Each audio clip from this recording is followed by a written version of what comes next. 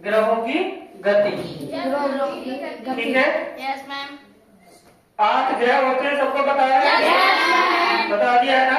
Yes ma'am. सूर्य के कितने ग्रह हैं? जो सूर्य के चारों तरफ चक्कर लगाते हैं। अब हम यहीं से देखेंगे कि चक्कर तो लगाते हैं, लेकिन मतलब कैसे गति करते हैं। ठीक है। तो इसमें 2 तरह की गति होती है। एक तो ग्रह जो सूर्य का चक्कर लगाते हैं, दूसरा अपना चक्कर भी लगाते हैं। अपनी कीली पे घूमते हैं, साथ ही साथ सूर्य का चक्कर लगाते हैं। ऐसा सभी ग्रह करते हैं। अच्छा, अब समस्या आती है ये कि ऐसे ऐसे घूम रहे हैं या ऐसे ऐसे घूम रहे हैं। ये चीज देखने की है ना? तो देखिए, सूर्य के चारों ओर चक्कर लगाने को हम कहते हैं परिक्रमण। ऐसे समझो, जैसे हम किसी चीज की परिक्रमा लगा रहे हो, घोड़ा लग जाते हैं ना परिक्रमा लगाने, तो पहाड़ के चारों तरफ चक्कर लगाते हैं। तो ऐसे ही समझो, सूर्य के चारों तरफ चक्कर लगाते हैं ग्रह, तो उसको उस गति को हम कहते हैं परिक्रमण। समझ गए क्या? परिक्रमण। सारे 8 भी ग्रह, 8 होते हैं ना? 8 ग्रह सूर्य के चारों ओर जब चक्कर लगा रहे होते हैं तो वो एंटी क्लॉक घूमते हैं। एंटी क्लॉक वाइज अभी हम बताएंगे एंटी क्लॉक और क्लॉक क्या होता है। पहले समझो, एंटी क्लॉक वाइज सारे 8 सूर्य का जब चक्कर लगा रहे होते हैं तब। दूसरी गति होती है परिभ्रमण।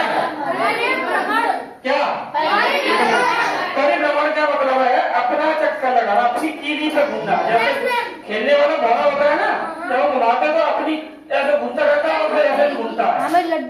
लड्डू। हाँ, देखा है ना? अपनी कीली पर जो घूमता है ना ग्रह, है ना, अपनी कीली पर घूमते हुए सूर्य का चक्कर काटता है। तो अपनी कीली पे, अपनी धुरी पे घूमने को कहते हैं परिभ्रमण। क्या कहते हैं? मानव परिभ्रमण। सीधा बात, क्या कहते हैं? परिभ्रमण। अच्छा, परिभ्रमण में भी ये देखना है हमको कि क्लॉकवाइज घूम रहे हैं कि एंटी क्लॉकवाइज। ठीक है। तो इसमें है 6 ग्रह जो है ये तो एंटी क्लॉक घूम रहे हैं। 6 पृथ्वी, मंगल, बृहस्पति, शनि और गुरु, ये एंटी क्लॉकवाइज घूमते हैं। Anti clock. ठीक है। और घड़ी की तरह यानी कि क्लॉकवाइज घूमते हैं शुक्र और अरुण। तो यहाँ याद रखने का शुक्र और अरुण केवल, शुक्र और एंटी क्लॉक परिभ्रमण करते हैं। परिक्रमण में एंटी क्लॉक करते हैं। Sorry, clock. शुक्र और अरुण क्लॉकवाइज घूमते हैं दोनों। क्या कौन सी गति करते हैं? परिभ्रमण।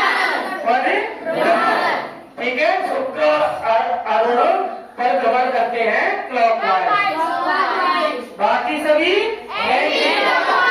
समझ गए? अब इधर समझो एंटी क्लॉक क्या होता है। देखिए, ये घड़ी का हमने चित्र बना रखा है, ध्यान समझना क्लॉक और एंटी क्लॉक को। इधर से लड़कियों को दिखाई ना पड़ रहा हो तो उधर आ जाए। एंटी क्लॉक और क्लॉक को ठीक से समझेंगे। ये हमने घड़ी का चित्र बना रखा है, ठीक है, और हमने दिशाएं भी बना दी है। अगर ऐसे घड़ी को रखते हैं तो ये इधर ये पूर्व दिशा आ जाएगी, उत्तर, दक्षिण, पश्चिम। ठीक है। हमारी घड़ी कैसे चल रही है? ऐसे घड़ी नहीं है, ऐसे चल रही है ना। 12 बज गए, 1 2 3 4 5 6 7, यानी कि इधर से इधर को ऐसे चल रही है ना, इधर से इधर को। तो ये क्लॉकवाइज है। मतलब घड़ी की दिशा ये है पूर्व से पश्चिम की तरफ। घड़ी की दिशा क्या है? पूर्व से पश्चिम की तरफ। लेकिन हमारे जो ग्रह हैं वो जो परिक्रमण करते हैं तो सभी एंटी क्लॉक पश्चिम से पूर्व की ओर। हमारे ग्रह एंटी क्लॉक घूमेंगे तो मतलब ये पश्चिम से पूर्व की ओर। समझ गए? घड़ी का उल्टा पश्चिम से परिक्रमण करते हैं ये 6 ग्रह पश्चिम से पूर्व की तरफ। समझ गए? समझ आया? घड़ी कैसे चलती है? पूर्व से पश्चिम। घड़ी कैसे चल रही है? इधर पूर्व से पश्चिम चल रही है। और हमारे ग्रह पश्चिम से पूरब, पश्चिम से पूरब, ऐसे ऐसे घूम रहे हैं। इधर इनकी गति ऐसे है। सबको समझ आ गया?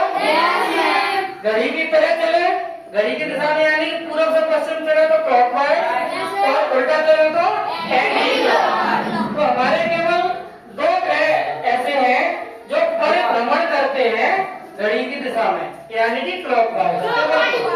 केवल दो अपनी कीली पर, और बाकी सब एंटी क्लॉकवाइज। समझ